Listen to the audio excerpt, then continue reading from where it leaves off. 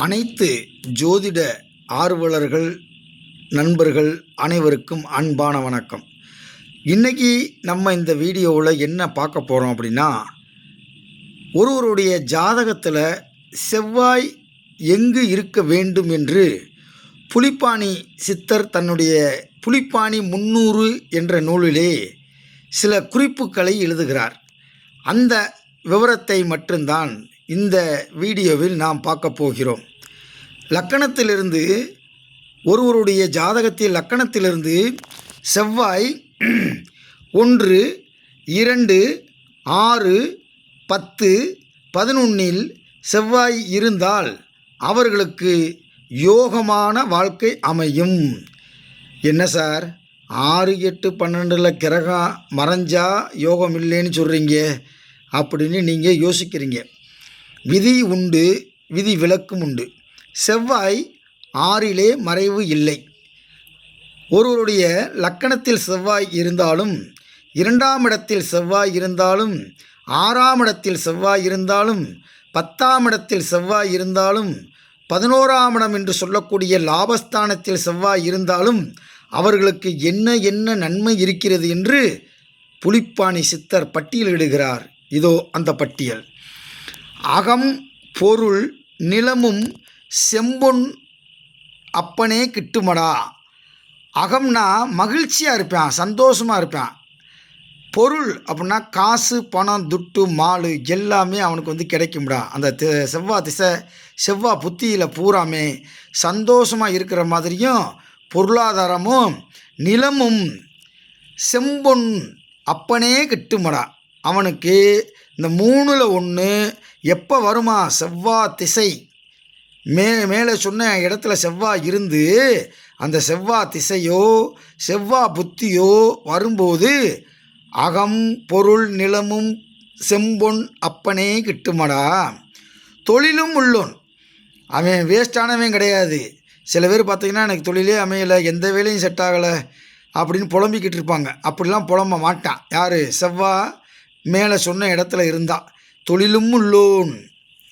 அதுக்கடுத்து சுகமுண்டு சுயதேச பரதேச அரசர் நேசம்ன்றான். சுகம் உண்டு, அவனுக்கு ஹெல்த் இஷ்யூ வராது.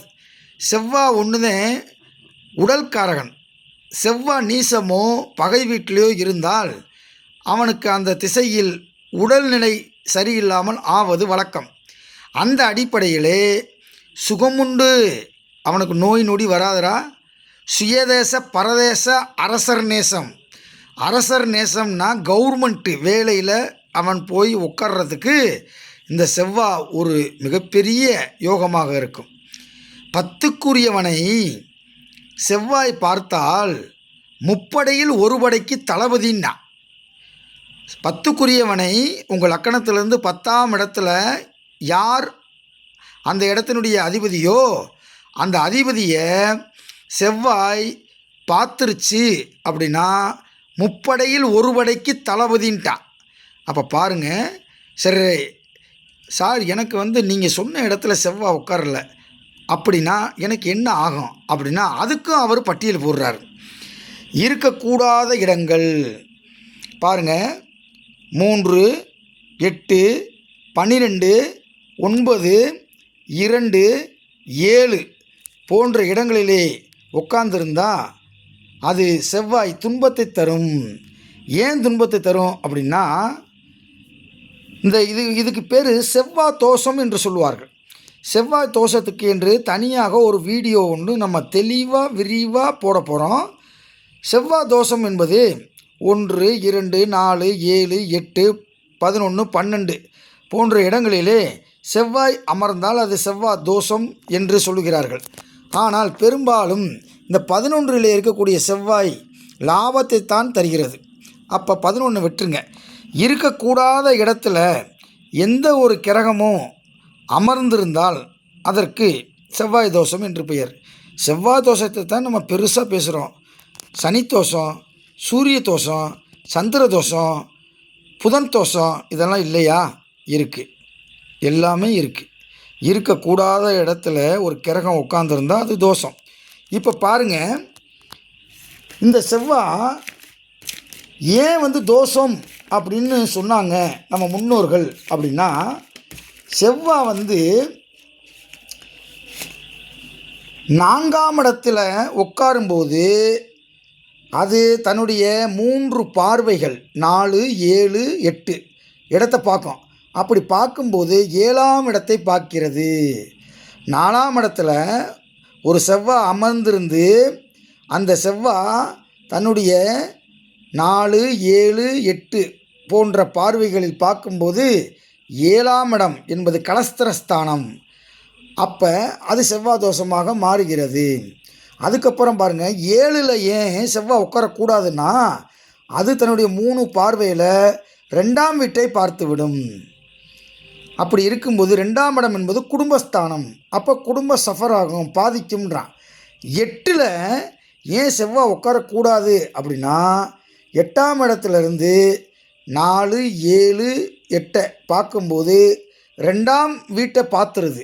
2ஆம் இடம் என்பது குடும்பம். அப்போ அந்த குடும்பம் அந்த செவ்வாய் திசையிலேயோ செவ்வாய் புத்தியிலேயோ பாதிப்புக்கு உள்ளாகிறது. அப்போ பாருங்கள், 11ஆம் இடத்துலையும் இந்த செவ்வாய் இருக்கும்போது தோஷத்தை கொடுக்கிறது. 11ஆம் இடத்துலேருந்து செவ்வாய் பார்க்கும்போது 2ஆம் இடத்தை அது பார்க்குது. அப்போ நீங்கள் 11 போட்டுக்கோங்க. ஏன்னா 2ஆம் இடத்தை பார்க்கும்போது 2ஆம் இடம் என்பது குடும்பம், அது பாதிக்குது. அப்போ 12ஆம் இடத்துல ஒரு செவ்வாய் இருக்கும்போது தன்னுடைய பார்வையில் 7ஆம் வீட்டை பார்க்குது. 7ஆம் இடம் என்பது கலஸ்திரஸ்தானம். ஒரு குடும்ப வாழ்க்கைக்கு நல்ல சிறப்பாக இருக்கணும்னா 2ஆம் இடமும் 7ஆம் இடமும் மிகவும் சரியாக இருக்க வேண்டும். அப்படி இருந்தால்தான் அந்த குடும்பம் ஒரு கோயிலாக காட்சியளிக்கும். இல்லை என்றால் சண்டை, சச்சரவு, பிரச்சனை, வழக்கு, வம்பு இது எல்லாமே வந்து இந்த செவ்வாய் திசையில் வந்து நம்மளை ஆட்டி படைச்சிரும். அதனால தான் செவ்வாய் தோஷம் இருக்கா அப்படின்னு சொல்லி ஜாதகத்தில் பார்ப்பாங்க. நிறைய பேர்த்துக்கு இந்த செவ்வாய் தோஷம் இருக்கிறதுனால சரியாக மாப்பிள்ளை அமையாது, பொண்ணுக்கு மாப்பிள்ளை அமையாது, மாப்பிள்ளைக்கு பொண்ணு அமையாது. அவங்க பார்த்தீங்கன்னா பெரும்பாலும் 30, 35 வயசாகிடுது திருமணம் நடக்கிறதுக்கு. அப்படி ஏன் அப்படின்னா இதே தோஷமுடைய மாப்பிள்ளையை தேடுறாங்க.